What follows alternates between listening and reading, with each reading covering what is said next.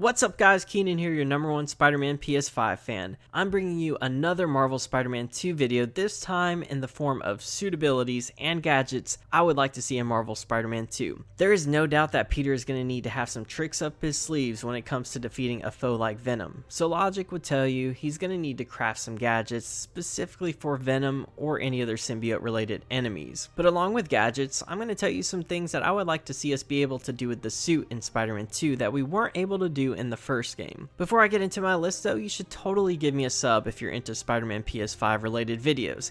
It's pretty much the only thing that I talk about on this channel, and it's my obsession in life. We're nearing 1,000 subs right now, which is just insane. I've posted like 15 videos. I don't know how we got here so quickly, but thank you guys so much for the support. But with that being said, let's swing on into the video. So there is no doubt that Peter is going to have a tough time finding ways to defeat Venom or any other symbiote enemy types out there. Venom isn't something that Peter can just punch his way through or web his way through, but Venom isn't without his weaknesses. If you know anything about the symbiote, then you would know that the symbiote is very sensitive to loud noises or high-pitched frequencies. That's why the first item on my list is a gadget designed to emit frequencies that would stun Venom and any other symbiote types. Peter is going to need to be the scientist he is and craft some gadgets specifically to combat the symbiote. This is why I feel like a gadget like this would be perfect in helping him in combat versus Venom. It's one of the very few things that you could use to take down Venom. It's a must-have in Spider-Man 2.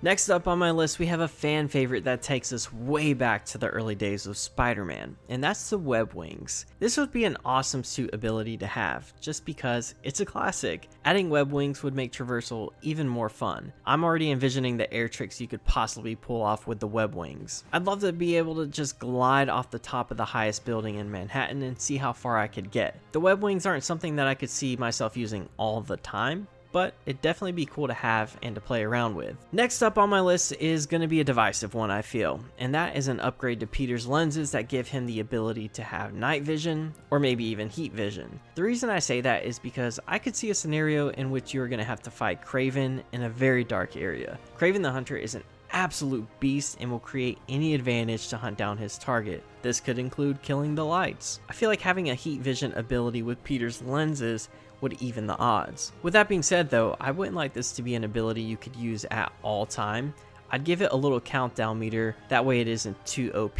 Something similar to the way we had a little meter for the camouflage in the Miles Morales game. The night vision lenses or heat vision lenses would also serve a purpose for fighting Venom. Venom has a pretty good ability to camouflage, so I feel like having that would help Peter out as well. Alright, next up on my list is a suggestion that actually came from a subscriber, and I wish I had screenshot the comment to give them credit. I feel awful that I didn't, but it's the ability to unmask in a safe area. This is such a small detail that totally would help with the immersion of playing as Spider-Man. I feel like as long as you're in a safe area, whether it's a dark alley or maybe a rooftop, you should be able to unmask and take some really cool photos. The same could be said for changing in and out of your suit. We saw a little bit of this in the City That Never Sleeps DLC, where Peter had to change out of his suit so that way he can spy in on some gang members' conversation. I feel like this should be a permanent feature. A small detail like this would help with the overall immersion of being Spider-Man. Being able to change in and out of your suit, or maybe just unmasking the suit, would just be a perfect feature to have in the sequel game, and is something that I really hope happens. Alright, next up on my list, we're going to have either fire webbing or a fire related gadget.